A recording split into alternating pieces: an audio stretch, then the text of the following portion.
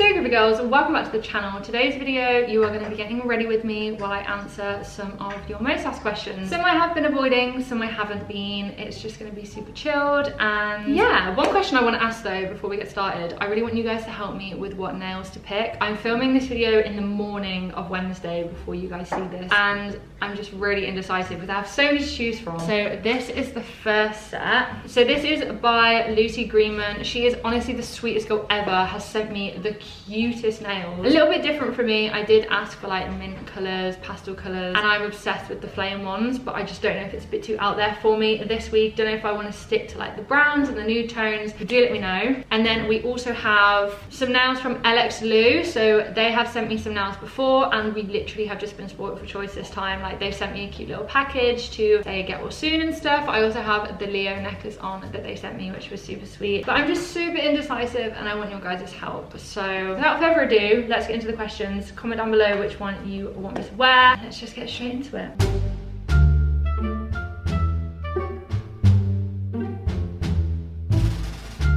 So I'm going to start off the first step in my routine, and recently I've added a new product, which is actually my friend Melly's product, and it's called Euphoria Gloss. So I don't know if any of you saw the viral TikToks that went around about adding cinnamon oil into like your lip care routine because it makes them really plump. I don't know what it is like in the ingredient that does it, but it just causes like a reaction in your lips, and I assume it's not dangerous because I mean it's just cinnamon oil and it always goes down. My lips aren't like chapped or anything, don't seem to be damaging them, and Euphoria Gloss actually has cinnamon oil in it. So I'm gonna put it on. Will warn you though, it does tingle and burn. Like this is probably the strongest product I've ever tried. It makes my lips literally transform. You just watch. I don't put a lot on though because like it really does change your lip shape, but that does mean that your product would last ages because you don't put a lot on at all. So I just let that basically burn my lips off for about a minute. It doesn't hurt that bad, it's just like you do get used to it, but when you first try it, it is very shocking. It's like if you've ever tried Sexy Mother Pucker from Soap and Glory, it's kind of a similar sensation, but this is obviously like pure cinnamon oil, so it hits different, but it also means it works a lot better. But while I do that, I'm going to do my foundation and I'll get answering your questions. I'm hoping this to be really juicy today, guys.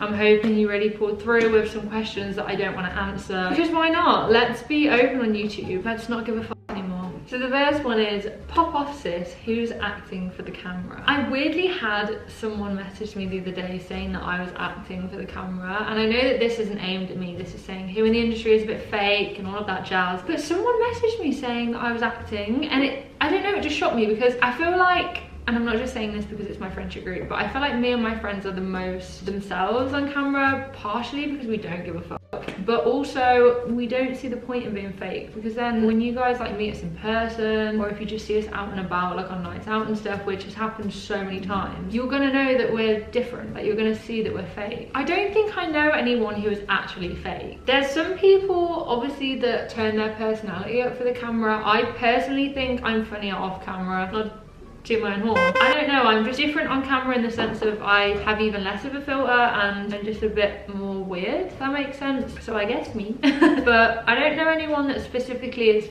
fake for the camera or who's acting. I feel like everyone is very similar. I feel like a lot of people are going to expect me to say social climbers or something for that question, but they are very like that in real life. Olivia and Flossie and Lewis, they're all literally the same. I mean, to be honest, it's been a whole year since I've even seen anyone. I haven't seen anyone on YouTube for a whole year, so it's kind of difficult to tell now because I haven't been around anyone, and I wouldn't have been able to see if they've had like a personality change. If they've got funnier, then I'm not going to know that because I've not been with them in person. So to answer that question, I don't think anyone is, and if they are, I haven't met them, because there's a lot of new people that have come into the industry recently or like blown up, and I can't exactly say that I know what they're like because I've not met them. Hey girl, you'd be a good one to answer this question.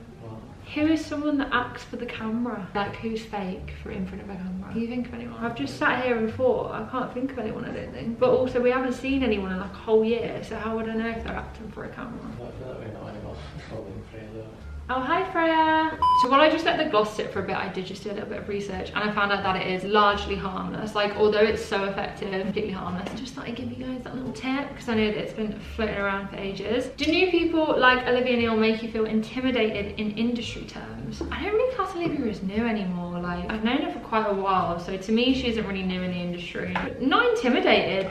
I mean, it's crazy how much you can grow. I think it's mad that you can blow up on one platform and then instantly blow up on another one. Like, when Olivia started YouTube, absolutely blew up within every reason. That's why I don't find it intimidating, because these people that are blowing up obviously have appealed to people and are genuinely good at what they do, and they're following through with it. Like, they've got good content ideas and they're actually taking the job seriously. So I don't feel intimidated by them at all. If anything, I just think it's really cool to see new creators actually doing something different, if that makes sense. I can't really think of anyone else who is new.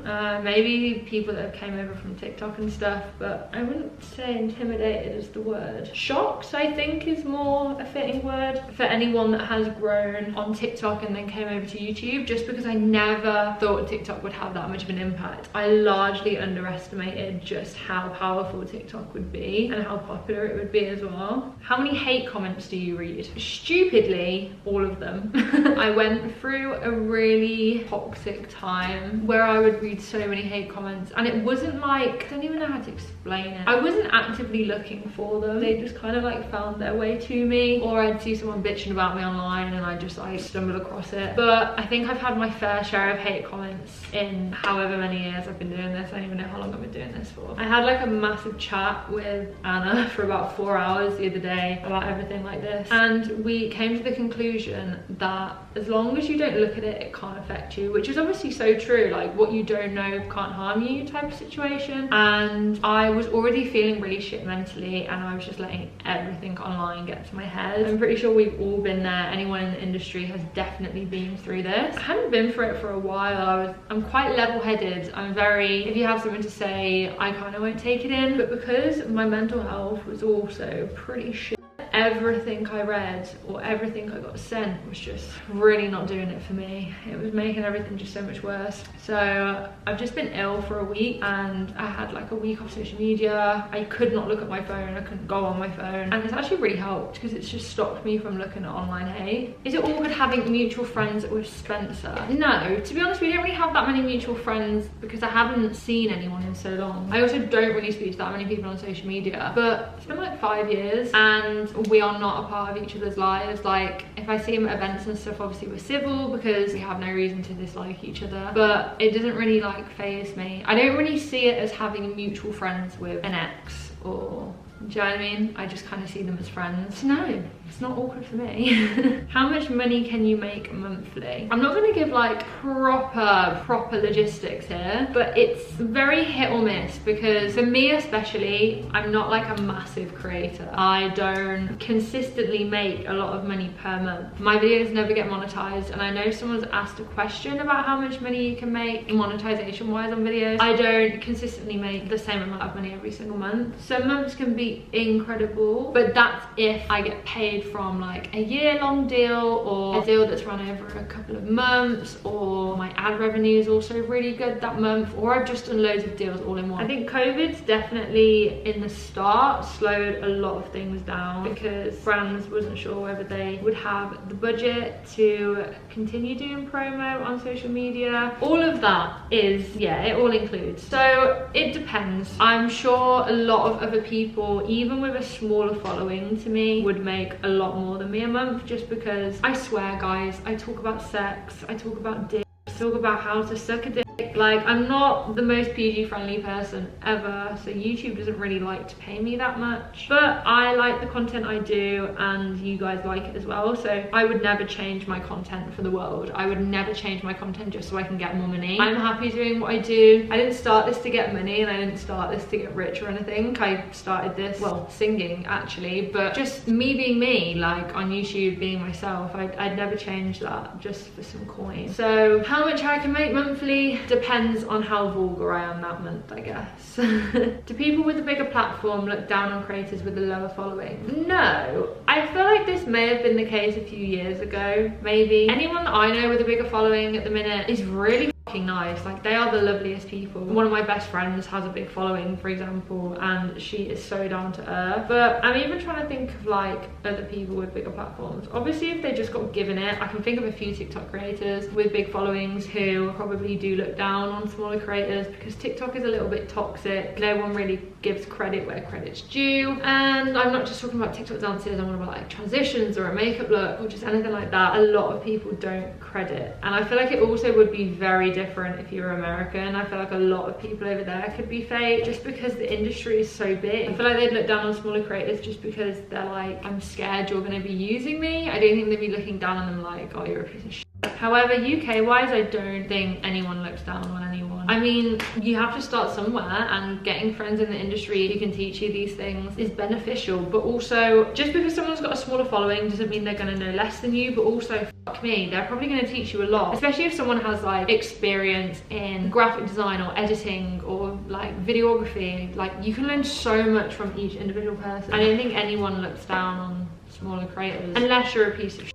But I can confirm that me and my friends, we don't, because that would be fucking horrid. Do you ever get self-conscious about people thinking you use Anna? Yes. A lot of the hate that me and Byron receive is about how like we take the mick out of Anna, or we use her for views, or we're not actually friends, we're just friends like for online purposes. And it gets to the both of us, like Byron especially, because he read into it so much. But it's not nice, obviously, especially when it's a genuine friendship. Like, we've been friends for years and we literally would never put it online. The only reason we are so much recently is just because like we literally live in the same building, we're in each other's support bubble. We're running out of content in lockdown, like, and also we like to film together. We're best friends, why would we not want to film together? It gets to us just because the narrative that people make online and the narrative that people seem to run by, it's really degrading, and it gets in your head, because obviously we're three best friends, we know what each other's thinking, but when someone puts a narrative out there on the internet and you do read into it, you think,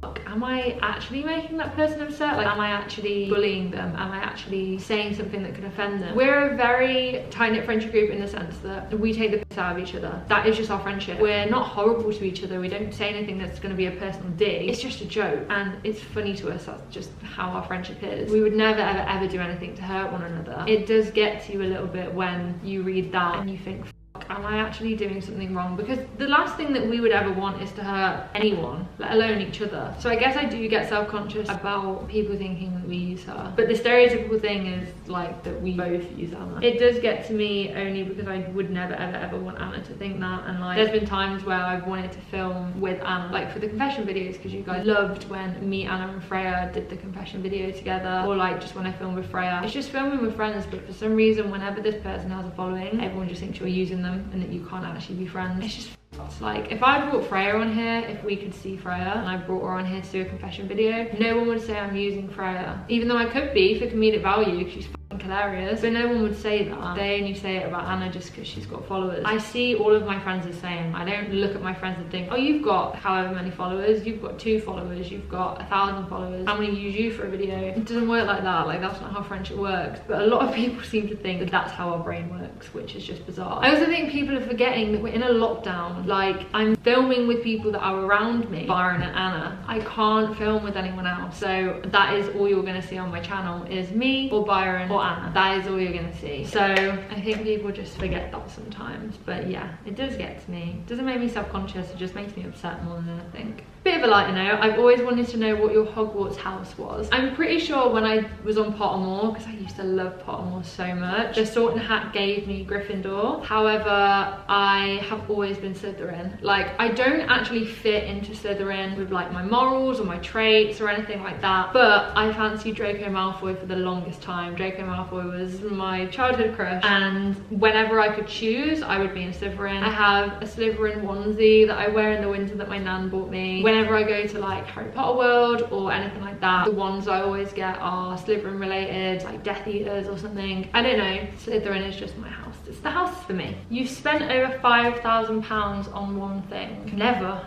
Absolutely never ever. The only thing I've ever spent over £1,000 on is my rent for like a 6-month period or a year period or something. I've never spent that kind of money. That's bizarre to me. I'm quite lucky in the sense that I'm not very materialistic. I don't actually like spending money. My savings account is pretty beautiful just because I always have money in my savings because I never allow myself to spend a full paycheck. I don't know if it's just the way I've been brought up, but money is just like a precious thing to me in the sense of I would never spend it without a care in the world. I'm a very good saver. I think I've saved ever since I got my first paycheck from YouTube. Even since I worked at Urban Outfitters, like I saved the majority of every paycheck. Even student finance, a lot of that went into my savings if I didn't have to spend it on my rent. I just like to budget myself. I'll probably give myself however much per month from the paycheck I get. That's all I'll spend. I never go over it, and I rarely ever even spend that, to be honest. The most thing I spend money on is food. I'm in a very lucky position where I do get sent clothes and I do get sent makeup, so I don't have to spend money on those things. But even before I got sent those, I would never buy clothes. I would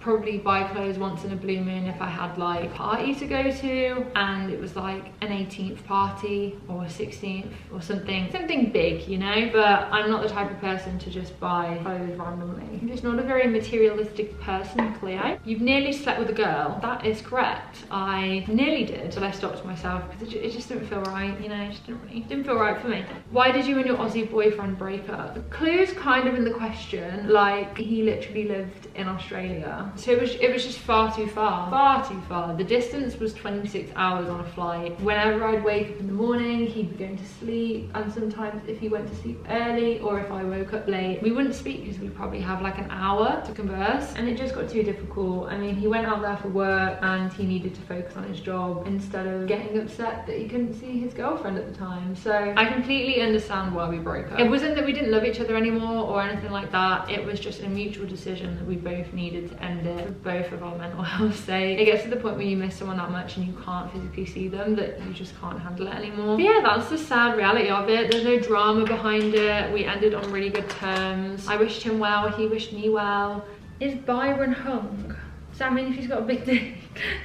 Lol. The real reason you left the podcast. I mean, I've never lied about why I left the podcast. I've always said that my mental health was just so shit that I needed to leave. I also left my management at that time and they owned the podcast. I didn't really feel comfortable like going back to the podcast after that. It just needed a complete rebrand anyway. Like, I don't know, I guess we just wanted to go down different paths. We discovered this afterwards, after I left. Like, Byron and Anna are completely rebranding it, which I'm so happy for them for. I'm gonna go down my own route and like do my own podcast this year, hopefully. So yeah, I think it was a fun idea. It was fun while it lasted and we loved it, but I just don't think there's room on the market for such a vulgar podcast. Like, this isn't what I've said. I just don't think anyone was ready for how open and honest we were. I mean, you've got the Receipts podcast. They are very, very open about everything. I honestly love their podcast so much. But for some reason, the reception that we received, I guess because we're a bit younger and like we do YouTube and people were saying that we have younger audiences, people were just saying it was too vulgar to be a podcast, which if you think real life experiences are too vulgar for you, then just don't listen to the podcast. We enjoyed it and we really think there was or should have been space on the market for it. It received really well. It's not that it didn't do well. I mean, it got to like #1 in the charts, which was insane, and everyone loved it. But to continue it, I don't know,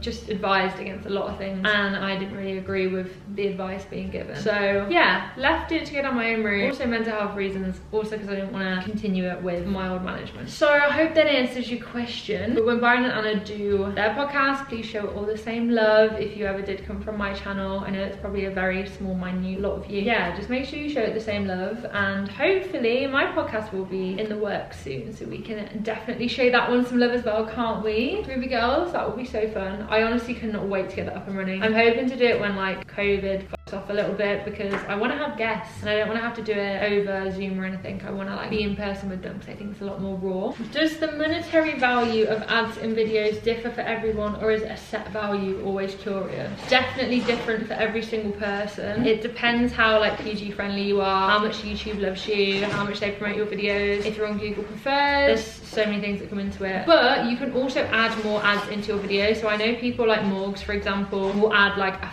ton of ads in his video and you can't even get past 10 seconds without watching another ad. People like that are going to earn more money. I'm pretty sure Jake Paul did it as well at some point. Whereas I don't really care. Like I just forget to put ads in. I'm not really like money driven with everything, so I don't put them in because I forget. YouTube do kind of filter their own ones in if they think it needs an ad there, and they'll just put it in because obviously it's still making them money at the end of the day. But there's a lot of factors. It's a whole universe of shit.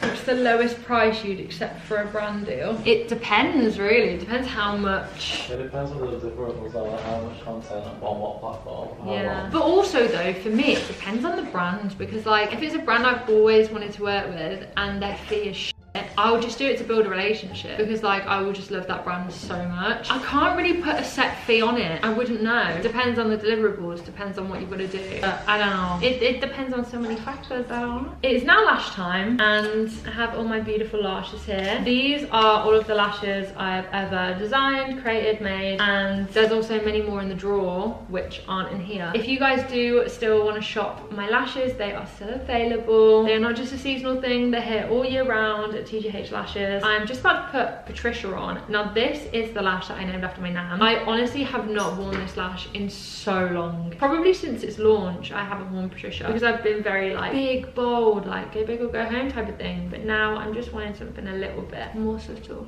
How do you cope with all the things you're sent? Do you sell it? No. The majority of stuff, I'll sift through it and see if I actually like will use it, if it will come in handy. And then the next step for me is giving it to my nan, or if it's like a phone case or makeup or something, I'll give it to my little sister because she's growing up. If not, it will go to like my sisters-in-laws or friends, or I'll put it in like the building group chat, see if anyone wants anything that's unused. From that, I'll also donate it to charities that I can like ship to. Don't know any charity shop that is open right now, so obviously I can't really do that. But we just did one for, I think it was Bernardo's, and it was like a treasure hunt that a group of uni students were setting up, which was so cool. So me and Anna sent some makeup, skincare, like phone cases, stuff like that in order to be the prizes. I think they raised £200, which was really insane. Yeah, like it not just going to a charity shop, because sometimes they can get a bit funny with the stuff that you send. But I thought it was really cool that they did like a treasure hunt and you could get prizes from it and stuff. If anyone knows of anything else like that happening in the future, definitely let me know. I will always have something to send. It helps me out as well, because I don't want to hoard stuff that I'm never going to use. I want other people to have like an opportunity with it. Also, I never want to hoard stuff that was just gonna like go out of date, go past its sell by date, sitting in my cupboard for 12 months and no one gets to use it. That'd be pretty boring. But yeah, that's all I do with the stuff.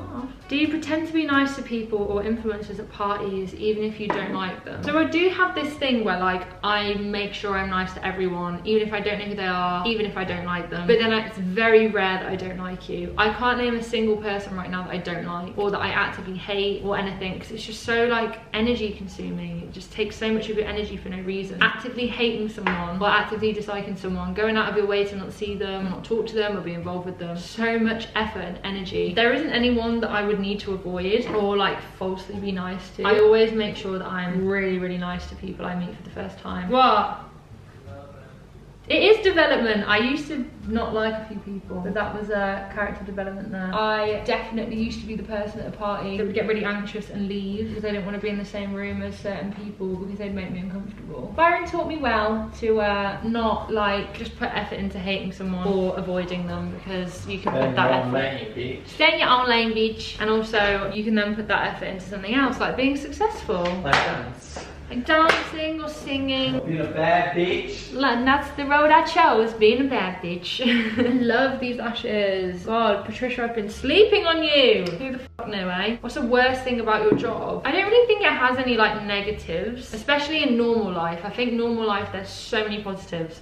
That was such a weird burp. I feel like it has so many positives, but the only negative that I can think of is like the online hate. And I despise when people say, oh, you put yourself in the limelight so you're asking for the hate. No one is asking for hate. No one deserves hate. No one deserves cancel culture. I completely agree with trying to teach someone a lesson, but cancel culture is so toxic. It like completely ruins people's mental health. And for what reason? Like, just teach them. Teach people what they did wrong. You don't have to send them death threats and hope they never come on social media again. You never have to worry about them again, because I think that's just toxic. I think the negative thing is the hate and how involved people get with hating it's really bizarre. Someone literally would have a whole vendetta against you just because they don't like the person you are on social media. Just don't watch me, don't invest in me. Like, you're probably my biggest viewer. It's really, really bizarre. Someone just put OnlyFans. I feel like I've said this multiple times. I feel like I totally would do OnlyFans if I didn't do YouTube, because sadly it just completely tarnishes like your relationship with brands. You could post anything on OnlyFans. It could literally be a makeup routine, how you do your hair, some form of talent, but as soon as people find out you do OnlyFans, they just kind of have this perception of you, and brands don't really want to represent you anymore, which is so sad. All women are doing is claiming back something that society took from them years ago,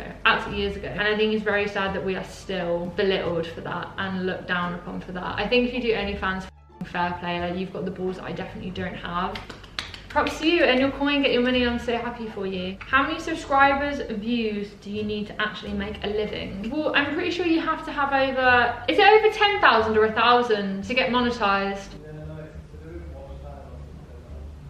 Well, I don't think any of those really matter unless you're talking about brands, because brands will obviously pay you more if you have like a bigger engagement. I feel like engagement is definitely more important than followers. If you had 1 million followers but you were getting 2,000 likes, nobody's going to want to pay you to promote anything, because you're not engaging with the audience and you're obviously not getting like a good viewer retention rate. Whereas if you have a really high engagement but less followers, which happens quite a lot, or your engagement is just really good, then you are more likely to make a living off that. So I hope that answers your question. What was your dream career before YouTube? I had many. I wanted to be a lawyer at one point because I really don't like solicitors. I feel like they completely ruin people's lives, and I also was very heavily into, like, I don't know how to explain it without sounding like I love men, but I studied sociology and I was just researching into all of like the divorce laws and everything. It was part of the course that I was taking, and as a child that was affected by solicitors and divorce, child custody and everything, I read the law that the woman automatically gets the custody over the child because it's the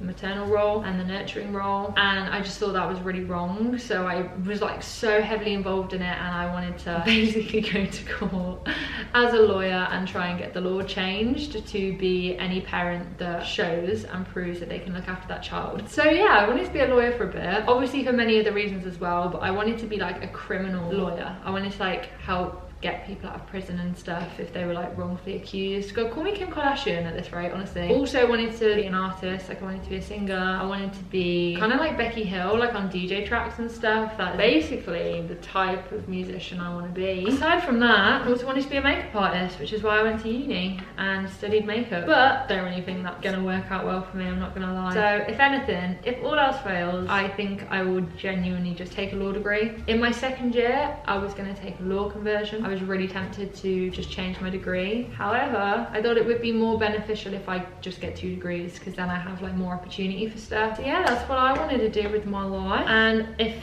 I wasn't doing this, I would just do a law degree. Definitely would take law. Well, I think that is actually it for the questions. I do have a lot more that you guys want to ask me, but I feel like this definitely could just be another video. Like kind of quick fire assumptions again, maybe quick fire assumptions of questions I've been avoiding. That would be really cool. But I hope you enjoyed getting ready with me today. I hope it encouraged you to get ready and start your day. I'm just gonna take some photos. I'm gonna film a confessions video for you guys. If you do want to enter anything into the People's Diary, click the link tree below. That also has every single important link that you guys will need to see at the minute. Aside from that, I love you all so much, and I will see you in the next video.